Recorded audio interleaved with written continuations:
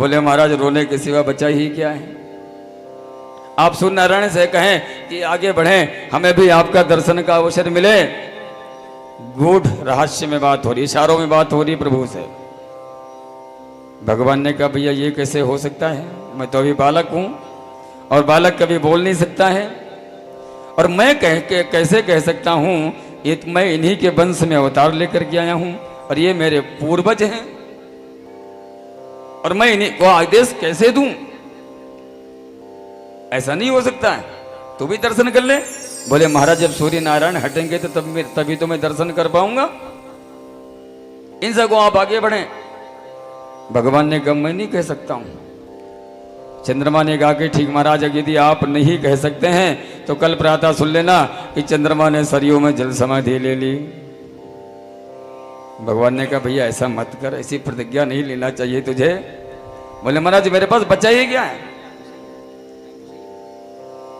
सूर्य नारायण आगे बढ़ नहीं रहे, आप उनसे कह नहीं रहे, तो महाराज मैं जल समाधि हिलूंगा, क्योंकि दर्शन से तो मुझे ही वंचित किया जा रहा है। 1 महीना हो गया, रात्रि नहीं हुई, और महाराज मैं दर्शन कैसे करूं।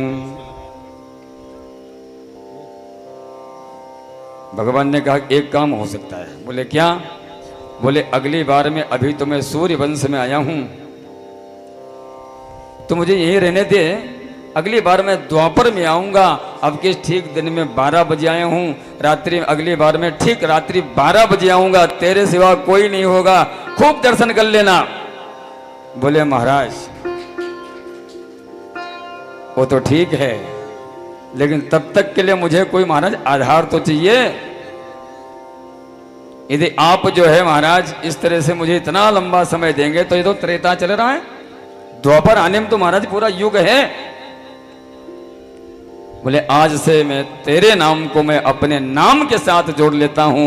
भले मैं अयोध्या में मेरा राम अवतार हुआ है, लेकिन मुझे राम सिंह कोई नहीं कहेगा, मुझे रामचंद्र कह करके पुकारा करेंगे। तेरा नाम मेरे नाम के साथ में आज जुड़ गया है। बोले श्री रामचंद्र भगवान की जय। चंद्रमा का समाधान हुआ।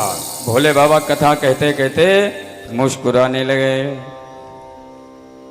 पार्वती जी ने कहा कि प्रभु क्या बात, कुछ छुपा रहे हैं। बोले हाँ देवी, एक चोरी उस समय मैंने भी की थी। कौन सी चोरी की थी। बोले चोरी की बात तो उसे कहीं कहीं नहीं जाती है, लेकिन तुम्हारी मति को देख करके मुझे कुछ छुपाते भी नहीं बनता है। बोले क्या। बोले जब अयोध्या में प्रभु का प्राकट्य हुआ तो मैं तो अपने भजन में ध्यान में मस्त था। काकभूषणी जी ने आकर के मुझे सूचना दी कि अवध धाम में प्रभु श्री राम का अवतार हो चुका है, चलो चल करके दर्शन करते हैं। तो हम दोनों ने विचार किया कि भाई प्रभु का दर्शन करना है तो अयोध्या में मैं तो बूढ़ा ब्राह्मण एक पंडित जी बन गया, फटा कुर्ता फटी हुई धोती पहन ली, कंधे पे गमछा डाल लिया। काकभूषणी जी हमारे चेले बन गए और अयोध्या में आकर के राज दरबार पे खड़े हो गए। लंबी लंबी लाइनें लगी थी वहां पे, और हमें भी अंदर जाना था। हमने जाकर के द्वारपालों से निवेदन किया कि भैया मुझे भी अंदर जाना है। जो द्वारपाल थे उन्होंने धक्का दे करके भगा दिया,